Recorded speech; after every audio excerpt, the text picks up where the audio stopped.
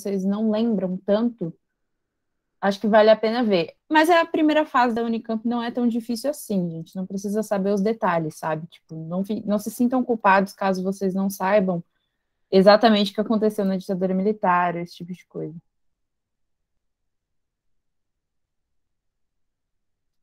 Então, gente, eu tinha parado, né, nesse tema de bandeirantismo em São Paulo, estava falando que a capitania de São Paulo é a capitania de São Vicente, né?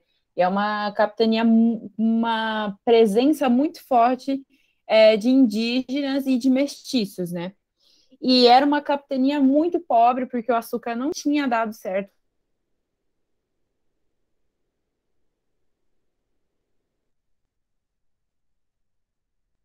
lá, e assim, na época o pessoal só dava atenção para o açúcar, eu estou falando isso antes de descobrirem o ouro, então ninguém deu atenção e eles começaram a sobreviver como uma cadeia de subsistência mesmo, que é literalmente isso, é produzir só o que eles tinham necessidade de produzir de fato. Então, eles produziam muito trigo, assim, era ok lá, mas muito além disso, existia uma diversidade em produzir o que fosse necessário para eles sobreviverem com a capitania. Mas como era uma sociedade muito pobre lá, aqui, a gente está falando aqui em São Paulo, que era uma região muito pobre, né, porque muito desvalorizada, o que vai fazer? Vai surgir, né, esses bandeirantes que fazem bandeiras, né, que são expedições particulares, ou seja, não necessariamente tem relação nenhuma com a coroa, ou enfim, com qualquer outra coisa, é algo particular daquele grupo que tem essas funções, né? Então, as monções, que eu falei que eram expedições através dos rios, sedanismo de contrato, que era quando eles eram contratados. Normalmente, era para acabar com quilombos, como, por exemplo, o que eu falei do zumbi, prospecção de riquezas minerais, então são eles que acham o ouro, porque eles começam a interiorizar o Brasil, e criação de índios, que é também caçar índios para levar eles para serem escravizados. Por mais que já fosse assim contra a lei, não fosse recomendado, os jesuítas, por exemplo, brigavam muito com isso, causavam muito barraco com isso. É uma das razões pelas quais eles foram expulsos. Ainda acontecia, ainda era algo que eles faziam assim para ganhar uma grana. E existe uma imagem a ser discutida dos bandeirantes, né? Porque a gente tem muito propagado assim, né, na história, assim, depois é um bandeirante branco, né, como o Borba Gato, e ele era branco de fato, só que era uma pequena porcentagem, né? Posteriormente, quando São Paulo começa a ganhar muita notoriedade política, e isso é bem mais para frente, né? Ele fica rico desde antes, né? Desde o café. Mas, assim, um pouco depois disso, quando o São Paulo começa a ter muita participação política com o negócio do café com leite, e ainda mais para frente só vai aumentando, eles sentem que eles precisam criar heróis, né, na história, e de preferência heróis que fossem de São Paulo e que, né, não fossem indígenas. Então, eles vão usar, por exemplo, imagens como o do Borba Gato para propagar essa noção de bandeirantes, né? E aí, Borba Gato, por exemplo, é a pessoa que vai destruir o Quilombo dos Palmares e, enfim, várias atitudes racistas, vários extermínios, né? Um grande contratado para propagar o genocídio aqui no Brasil e que foi usado para ser homenageado. E aí, até hoje, a gente tem de forma predominante na nossa cabeça de que Bandeirante é um homem branco, assim. Só que, em maioria, se a gente for falar de qual que é o total de pessoas que representam os bandeirantes, seria mais esse homem aqui, né? Como eu falei, já tem uma pele parda, enfim, mestiços, características indígenas e tal, descalços. Isso era algo que marca muito, porque na época vai ter uma guerra depois que eles acham o ouro, né? Os bandeirantes vão querer tomar a posse desses territórios que eles mesmos acharam, né? Eles achavam que era direito deles ter a posse do ouro. Só que Portugal, obviamente, não vai tolerar isso, vai entrar em guerra e Portugal vai ganhar. Só que eles vão chamar os outros, né, que não são bandeirantes, com um termo que em tradução seria pés emplumados, pés encapados, que é justamente para caracterizar pessoas que não eram parecidas com eles, que usavam sapatos, porque era muito estranho para eles. Eles não tinham costume de usar sapatos para interiorizar, entrar, adentrar o Brasil. Entende? Então, essa é uma imagem muito mais parecida com o que seria o bandeirante popular, assim, médio, que você encontraria se você voltasse lá em 1600, 1700, do que essa imagem. Existiu? Existiu. Mas não significa que esse cara, esse homem branco, era a maioria, ok? Isso aqui é uma imagem construída e popularizada simplesmente para elevar São Paulo e para criar uma imagem de algum herói histórico, né? Mas, enfim, O importante mesmo de falar do bandeirantismo é como eles foram responsáveis pela interiorização. Então, aqui tem um mapa, né, que fala, por exemplo, Raposo Tavares também foi um bandeirante, se eu não me engano, branco, Fernão Dias também, acho que era português, tinha alguns portugueses também, enfim, que, ó, eles saem daqui de São Paulo e eles começam, ó, eles vão tanto para o Nordeste, quanto vão, sei lá, para cima, para o Norte, como até aqui, por exemplo, segue um pouco dos rios, e quanto também chegam no Centro-Oeste. Então, eles vão fazer essa expansão territorial aqui, porque, né, as pessoas só viviam em maioria aqui na região do litoral, era onde rolava as coisas, e elas não queriam adentrar o Brasil, tanto por dificuldade de lidar mesmo com o ambiente, com a floresta, não ter muitos conhecimentos. E é por isso que os bandeirantes assim vão ser boas pessoas, né, para conseguir adentrar a mata, principalmente porque eles já tinham às vezes essa cultura, esse conhecimento dos ancestrais. Então, eu estava falando que era legal vocês conectarem União Ibérica com invasões, né, da Holanda. Aqui é legal vocês conectarem, às vezes. Isso já não é tão necessário no vestibular. Eu não acho que sempre que cai um, vai cair o outro. Mas eles, em teoria, né, se a gente parar para pensar, foram responsáveis pela interiorização, mas pelo encontro do ouro no Brasil, né? Porque senão, se eles não tivessem adentrado, se ninguém tivesse ido até o Centro-Oeste, não teria sido achado ouro. O pessoal ficaria pelo litoral, sei lá, plantando açúcar. Então, eles são grandes responsáveis pelo início da mineração. Quando a gente pensa numa linha do tempo, talvez a gente pensaria já na União Ibérica, nas invasões holandesas, e logo depois, assim, lá para o final, 1680, o fortalecimento do bandeirantismo, né, e a adentrada, assim, para o Brasil. Então, quando surge o bandeirantismo, logo em seguida surge a mineração, ok? Aí aqui a gente volta à mineração que eu estava comentando um pouco antes.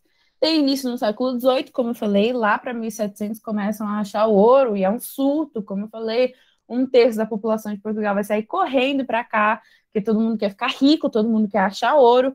Vai ser achado muito em Minas Gerais, em Goiás, Mato Grosso, assim, estados centrais, assim, do centro-oeste mesmo. Isso vai gerar uma enorme inflação, porque a comida que achavam lá ia ser caríssima, porque tinha muita gente procurando comida, e graves crises de fome, porque nem todo mundo, né, vai ter dinheiro para comprar esses alimentos, seja qualquer que for, assim, um preço tão alto, como eu falei. Um boi, por exemplo, vai custar 10 vezes mais em Minas Gerais do que em São Paulo, assim, que eram territórios muito próximos, se você for parar para pensar. Então, enfim, vai gerar essa crise, assim, né, de fome e de inflação. Expansão do trabalho livre. Então, eu estava comentando antes para vocês, eu coloquei como característica da sociedade colonial rigidamente estratificada. Esse é um período que as coisas começam a mudar. Não é uma mudança significativa, mas que sim, agora existem chances de fato de alguém ir para o centro-oeste do Brasil, encontrar ouro e, sei lá, ficar independente assim das fazendas, dos engenhos, dessas coisas e conseguir ter um trabalho mais livre, assim, sem ter que ter um chefe necessariamente, sabe? Começa a surgir essa possibilidade. Então, a gente tem o início do desenvolvimento de uma camada média, de pessoas que conseguem trabalhar só com isso e conseguem desempenhar um trabalho livre, né? Que é aquele meio que eu estava comentando com vocês, que era muito menor antes. E agora é mais possível, é mais real, mais factível mesmo. Mas, enfim, eu falei que eles começam a achar ouro, em 1740 eles estão no auge, Portugal está muito feliz agora com o Brasil. Eu falei que o Brasil antes não era tão lucrativo para eles, agora não, tá tudo lindo, perfeito. E depois de 1740 vai começar a rolar um declínio, né? Principalmente em 1760. Se vocês verem, a gente está falando assim de 60 anos. É muito pouco tempo assim de mineração, mas ainda assim é muito marcante para a história, né? E vai começar a cair, e aí o pessoal vai ficar, não tá tendo mais ouro. Qual que é o significado disso, né? Ou pelo menos está diminuindo significativamente. Eles estão roubando a gente. Eu falei isso, eles estão roubando a gente precisa cada vez aumentar mais a nossa segurança, a nossa taxação, porque eles estão roubando e só forçando a pagar que eles vão pagar o ouro que eles devem. na cabeça deles, o ouro não estava acabando no Brasil, de fato. Não, a gente estava roubando. Isso era algo muito popular, não muito, mas popular. Existia, assim, roubo de ouro.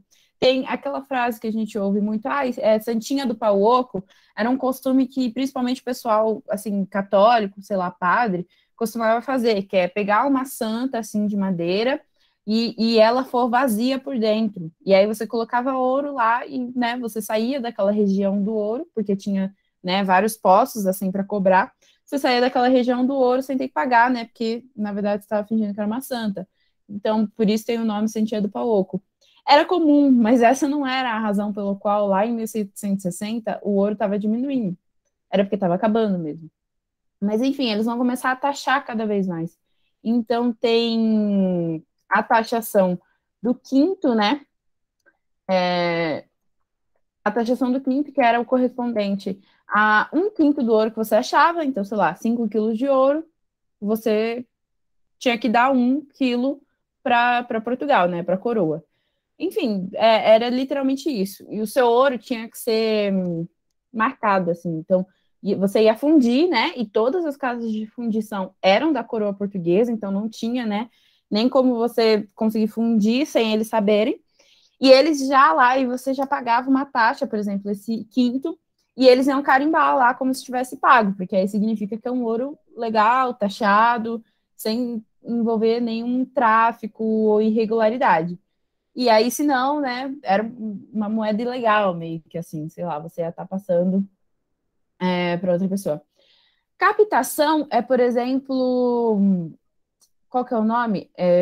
A conta de cabeças. Então, tem pessoas, né, muito ricas, sei lá, um senhor de engenho, um grande comerciante, que eles vão ver que está tendo ouro no Brasil. E o que eles vão fazer? Eles vão mandar os escravizados deles para achar ouro aqui, né, para ele não fazer esse trabalho.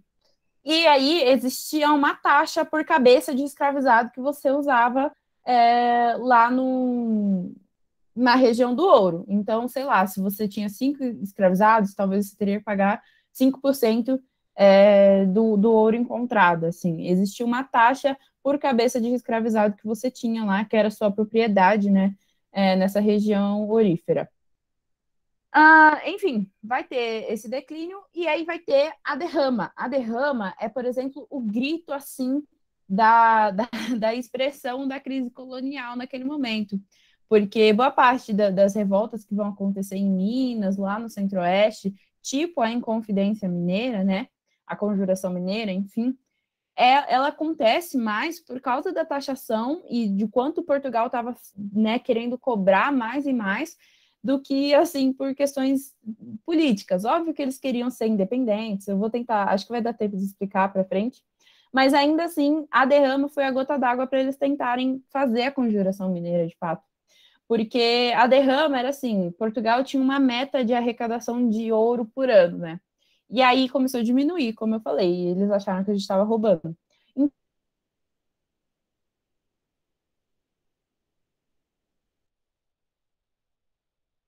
o que eles falaram? Tudo isso que, sei lá, nos últimos 5 anos a gente faltou arrecadar, vamos pegar toda essa quantidade, somar na colônia e encontrar essa quantidade, porque, como eles acharam, eles estavam roubando. E isso, assim, foi um surto, né? Imagina entrar na sua casa para pegar qualquer coisa de ouro que você tenha lá, enfim. Foi uma grande motivação para a Conjuração Mineira.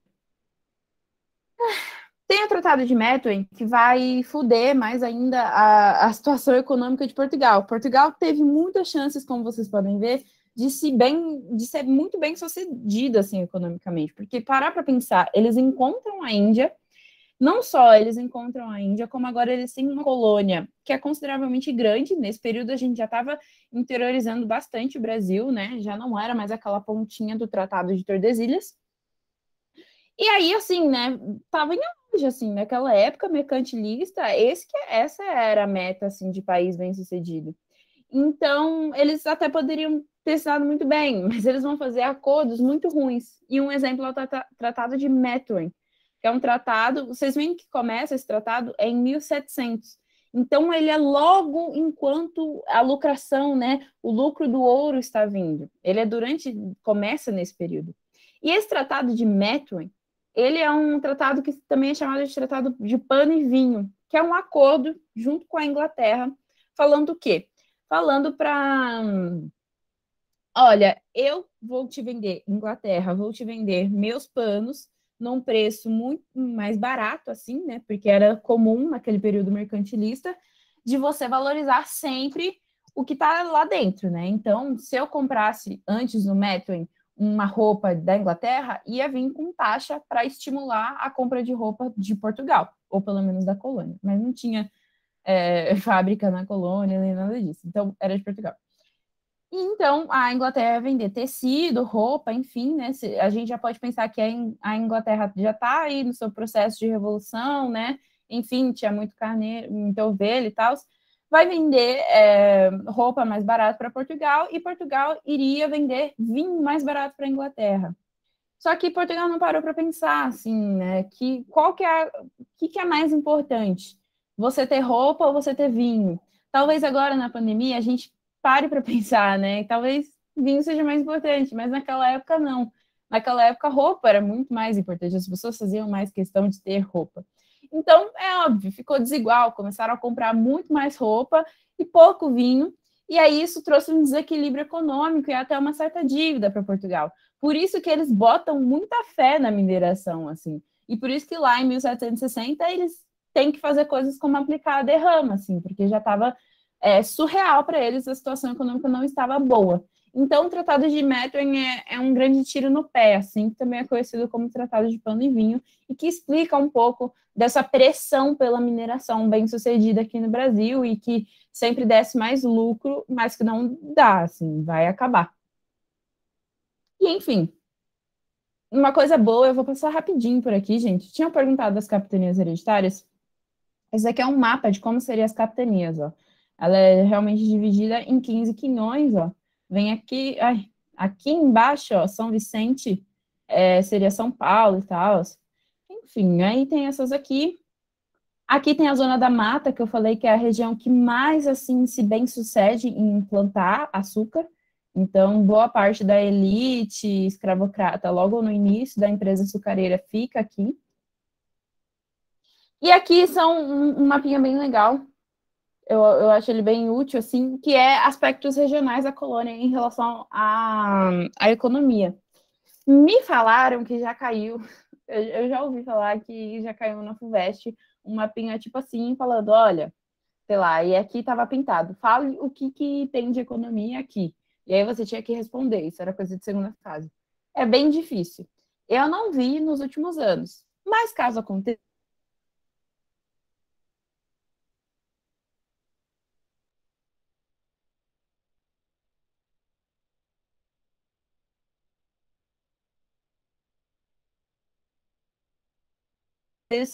é legal vocês terem uma noção de que aqui a gente tem fortificações militares que são aqueles entrepostos, eu falei pelo norte, não é que ela não conseguiu, ela não quis, né? Porque era uma região muito complicada, muito presente de indígenas, a gente está falando da Amazônia, então não, eles não tinham capacidade mesmo de adentrar aqui, então o que eles faziam era fortificações militares, chegar aqui, fazer uma troca é, pelas drogas do sertão.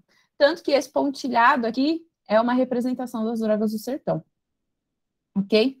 Aqui é a região de Pernambuco, de Maranhão, em que a gente está falando de algodão, né? A produção aqui é bem boa de algodão, tanto que nos momentos que os Estados Unidos, a Inglaterra precisarem de algodão, porque eles estão em guerra, vai ter um surto que a gente chama aqui, um surto econômico, porque eles vão recorrer ao algodão daqui.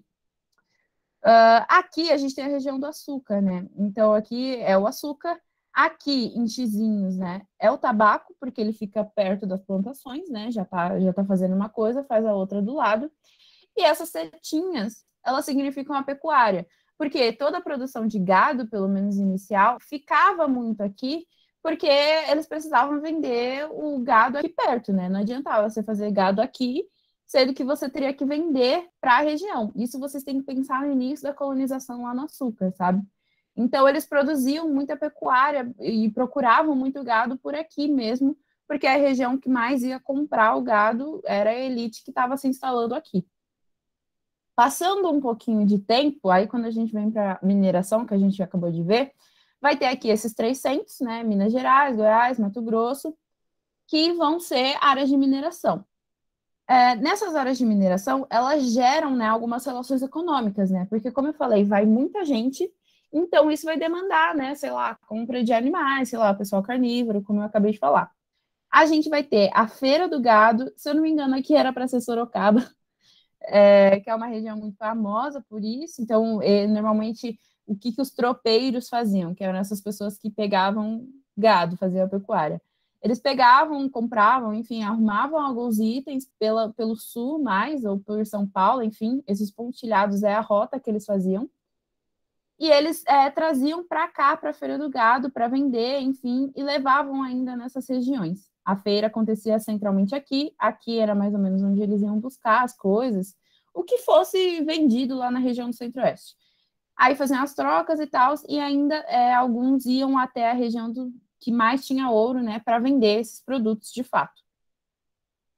Então é isso, aqui é a feira, estou confirmando que eu expliquei tudo, aqui é a Feira do Gado, os pontilhados significam a rota que esses tropeiros faziam, uma das feiras do gado mais famosas que existem é Sorocaba, eu não conheço muito, mas enfim, eu só sei que é a terra da Vitube e dos irmãos Beth.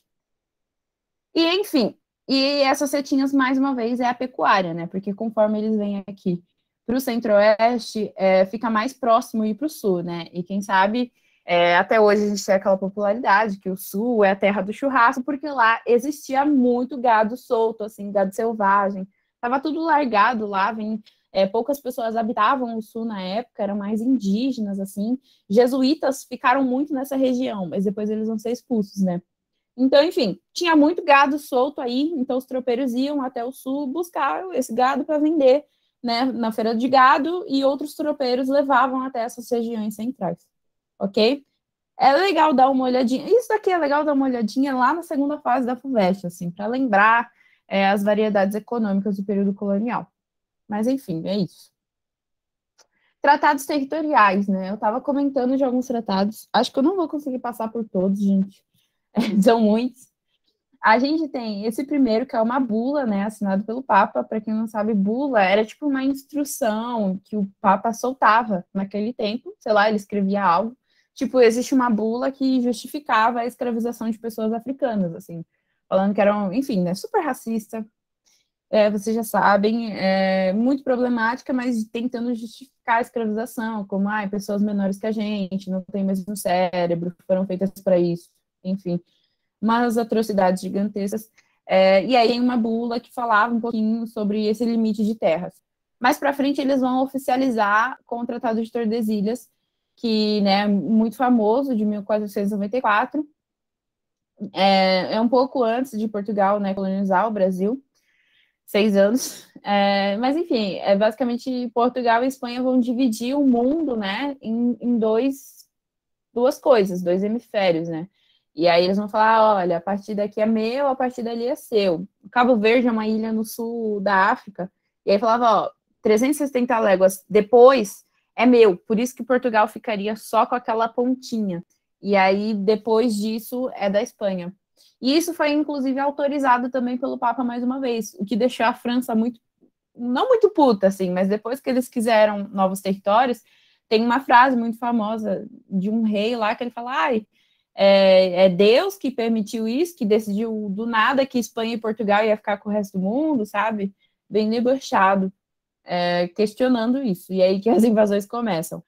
Tanto que esse primeiro tratado de Utrecht, não sei como fala, é firmado entre Portugal e França para definir os limites lá na costa norte. Lembrem que até hoje existe a Guiana Francesa, né? E ela foi conquistada mais ou menos nesse período e, portanto, exigiu uma necessidade de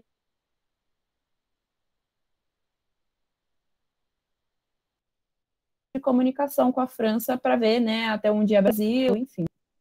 1715, o segundo tratado, ele já é com Portugal e Espanha. Não se preocupe, não cai muito, assim. No máximo, eu acho que Tratado de Tordesilhas e Tratado de Madrid. De resto, não cai tanto assim, não. Quase nada, assim. Eu nunca vi cair, na verdade. Além de o de Tordesilhas e o de Madrid, nunca vi cair nenhum outro, assim. Tá, o Tratado de Petrópolis cai, mas não é por causa do Brasil colônia. Se vocês notarem, a gente já tá falando de Primeira República. Mas, enfim, a gente ainda está no segundo tratado de Utrecht, e ele é firmado entre Portugal e Espanha, falando que Portugal poderia ter, de novo, para eles, a colônia de Sacramento, né?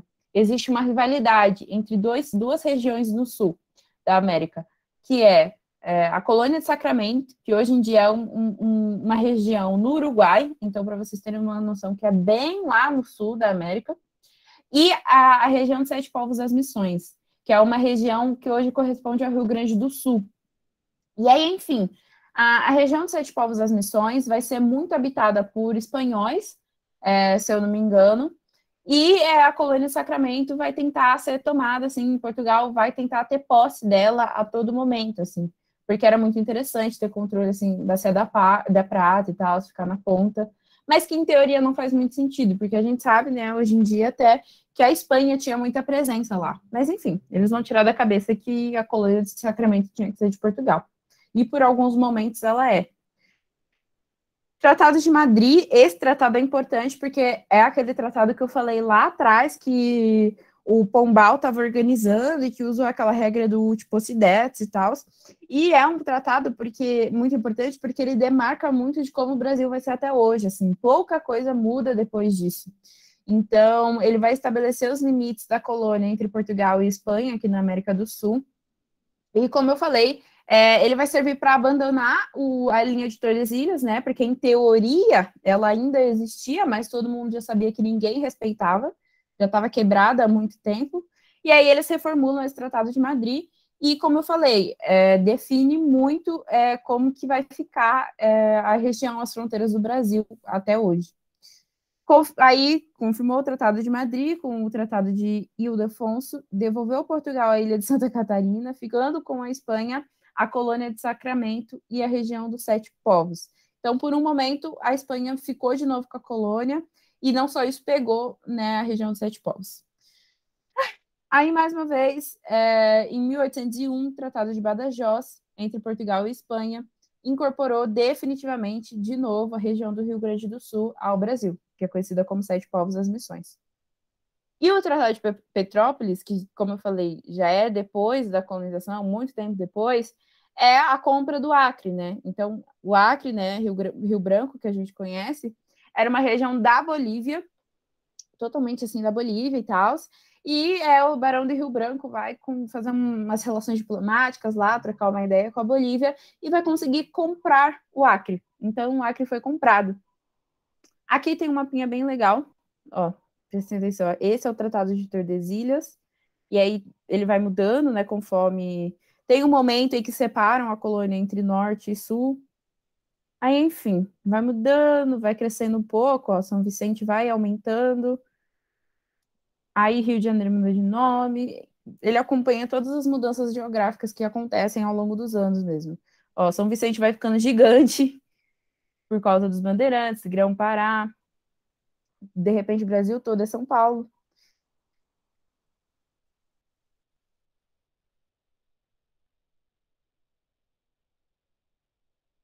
Sacramento vira nosso, aí de repente sai, vira nosso de novo. Aí fica um tempinho com a gente. Aí deixou de ser nosso.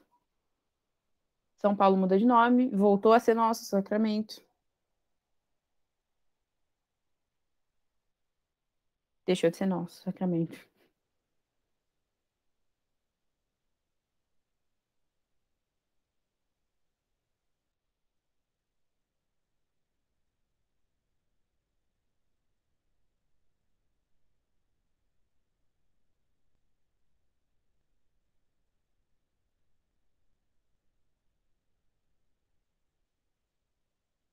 Volta a ser nosso. Goiás gigante aqui. Província da Cisplatina. Mas a gente vai entrar em guerra com eles, vai perder. Grande perda para o primeiro reinado, vou desrespeitar o Dom Pedro I.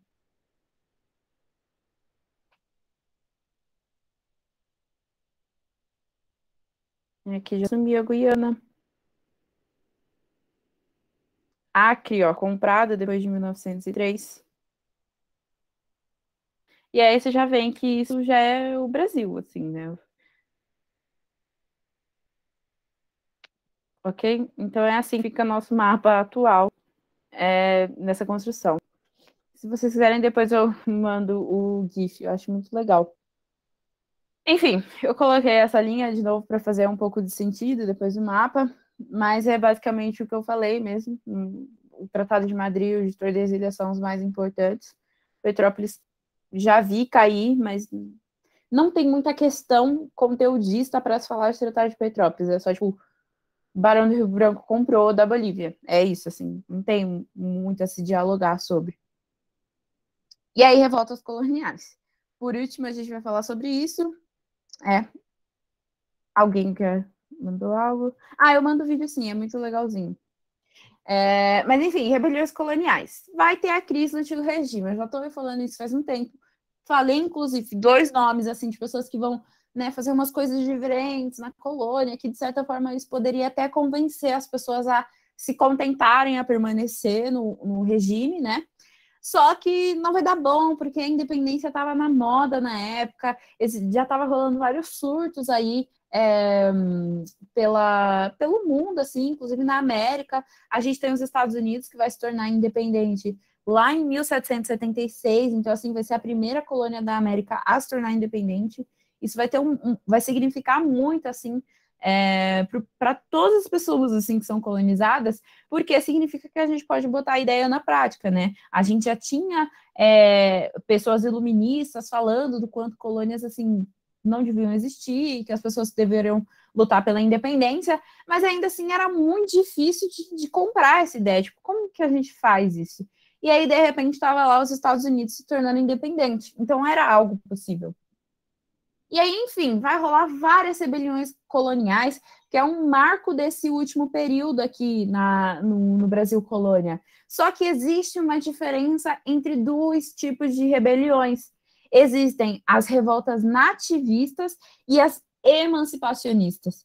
Também não vejo cair muito no vestibular, mas pode cair sim, porque ele vai pedir uma diferença entre essas. Normalmente, ou ele vai falar das nativistas, ou ele vai falar das emancipacionistas, e vocês têm que saber as diferenças. Eu não diria que vocês têm que saber a lista de todas elas, onde acontece, que ano acontece, mas eu acho que pelo menos o conceito, qual que é a diferença, vocês têm que se lembrar, assim, que é nativista, não defendia a independência. Eles estavam se revoltando com as coisas que estavam acontecendo naquela época, mas é porque eles queriam que aquelas coisas parassem e não que necessariamente Brasil se tornasse um país. Então, por exemplo, a carga tributária que eu acabei de falar era algo que estava ficando muito pesado. Eu falei, Portugal estava se ferrando muito economicamente. Então, eles queriam que parasse, assim, tipo, vocês não podem só ficar só porque vocês estão mal na economia, vocês não podem ficar cobrando a gente com tributo, com taxa, com imposto altíssimo, sabe? Preço monopolista, por exemplo, Portugal que determinava o preço de tudo que eles iam vender para fora. E eles não curtiam isso também, sabe? Já estavam cansados, de saco cheio. Então, assim, eles vão começar a se revoltar contra essas determinações de Portugal. Mas não era porque necessariamente eles queriam se tornar independentes, porque foram influenciados pelos iluministas e tal. Não, era uma insatisfação generalizada contra algumas coisas que estavam acontecendo na colônia naquela época, mas não necessariamente eram a favor de tornar o Brasil um país, um Estado nacional e etc. E aí a gente tem exemplos. A gente tem a aclamação de Amador Bueno, que é uma revolta contra a decisão do governador, inclusive que foi aqui em São Vicente.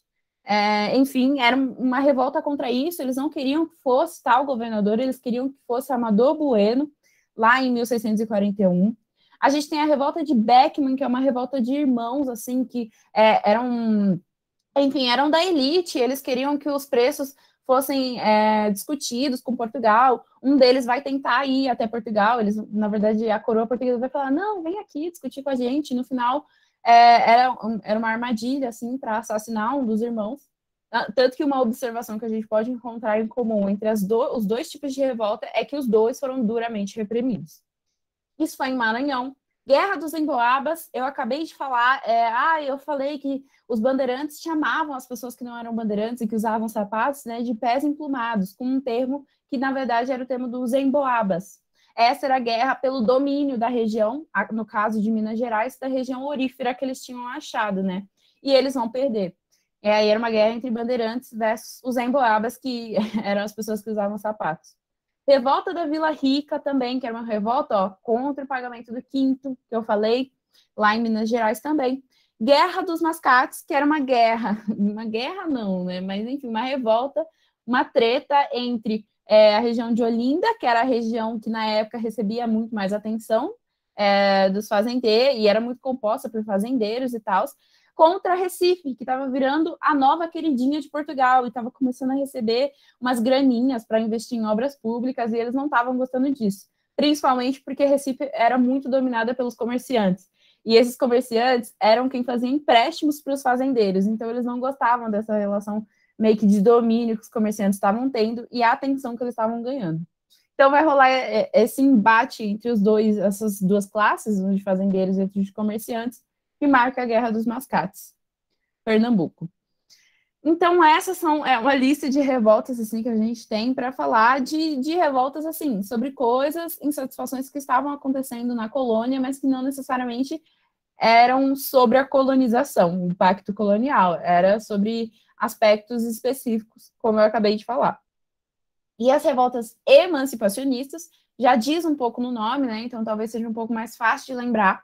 São revoltas que defendiam a independência, que estavam sendo, eram movimentos que estavam sendo influenciados pelo iluminismo, pela independência dos Estados Unidos e também pela Revolução Francesa também, que é colocar em prática, né, a crença do iluminismo. E eles buscavam autonomia política, né? Então era algo também político, assim, de ter autonomia, assim, formar um próprio Estado, e também era acompanhado do fim da cobrança de impostos elevados, além, né, de, em maioria, quererem instaurar uma república. E aí, nisso, a gente tem exemplos. A gente tem a Inconfidência Mineira, de 1789, a gente conhece mais popularmente, né, porque é marcado por Tiradentes. Tem esse termo, Inconfidência Mineira, mas pode começar a ser usado como conjuração mineira, né, porque Inconfidência é um termo para representar desconfiança, traição, e aí, óbvio que foi um termo dado por Portugal, né, porque para eles foi uma traição, mas não necessariamente isso se trata de uma traição. Enfim, é aquele movimento que eu falei, era a elite intelectual de Minas, assim, que estava se reunindo, decidindo ser independente, fofocas que eles até conseguiram conversar com um daqueles caras dos Estados Unidos, se eu não me engano, Benjamin Franklin, consegue trocar uma ideia, e aí eles estavam toda hora fazendo vários encontros escondidos para discutir como seria a independência, eles queriam que só Minas se tornasse independente, e enfim, vai chegar uma hora que assim vão fazer a derrama, como eu falei, e eles não vão gostar disso, eles vão falar, não, a gente precisa agir agora. Só que aí um desses caras era um puta endividado e vai contar para a coroa, né, em troca de perdão das dívidas, o que estava rolando. E aí, enfim, vai acabar a Inconfidência Mineira sem poder agir na prática, né? E vão usar o Tiradentes, que era um dos caras mais pobres, que tinha no grupo, né, nessa conjuração, para usar ele de exemplo. Conjuração Baiana, de 1788, é uma conjuração no mesmo estilo também, muito propagada por pessoas pretas, assim, eles queriam fazer uma república bem democrática e tudo, é bem representada por esses homens aqui, que tem aqui nessa foto. Essa imagem aqui é em relação à aclamação de Amador Bueno, essa aqui é Tiradentes. Vocês veem que Tiradentes, depois da colônia, ele vai ser muito pintado como alguém muito parecido com Jesus, e isso é de propósito, assim. É porque é para representar algo mesmo. E isso cai também em vestibular. Às vezes colocam a imagem e falam, olha essa obra que fizeram de Tiradentes, muito parecida com Jesus. É simplesmente para fazer propaganda, assim, porque depois que o Brasil se torna independente, aí é legal lembrar desses movimentos. E, enfim, tem a Conjuração Baiana, também conhecida como dos alfaiates, porque eram homens pretos e tal, eles escreviam à mão vários panfletos, assim, muitos, e eles divulgavam à noite, assim, eles saíam